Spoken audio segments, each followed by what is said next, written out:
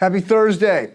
We are now moving into James chapter 5, and we're picking up on the money theme. James 5, verse 1. Now listen, you rich people, weep and wail because of the misery that is coming on you. Your wealth has rotted, and moths have eaten your clothes. Your gold and silver are corroded. Their corrosion will testify against you and eat your flesh like fire.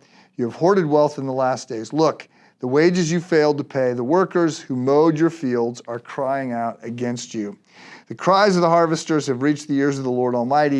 You have lived on earth in luxury and self-indulgence. You have fatted yourselves in the day of slaughter. You have condemned and murdered the innocent one who was not opposing you. So, over the next week or so, we're going to be looking at some big ideas about money. I mentioned in James, a very Hebrew orientation of this letter. Topics come up, then they go away, they come up again, they go away, they come up again sort of in a crescendo. And so we're now in the time that I want to pick up the topic of money. And today I simply want to make one big point. Scripture makes it clear everything everywhere belongs to God.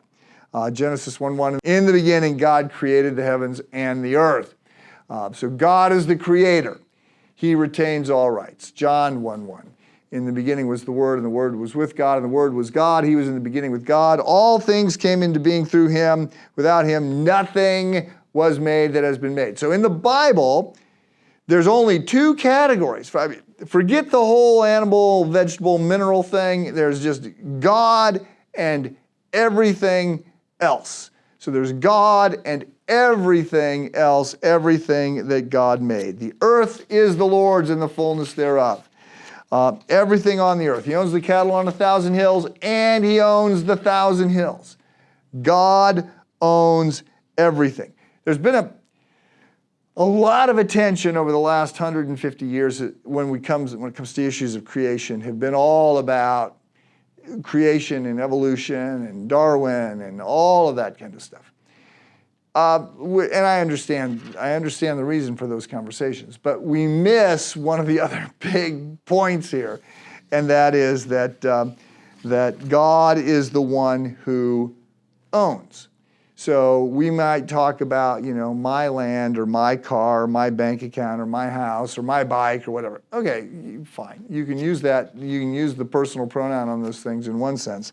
But in another sense, it's not ours. It's all his. Everything on the asset side of the bank account is God's. What we sort of own, our contribution, is sin.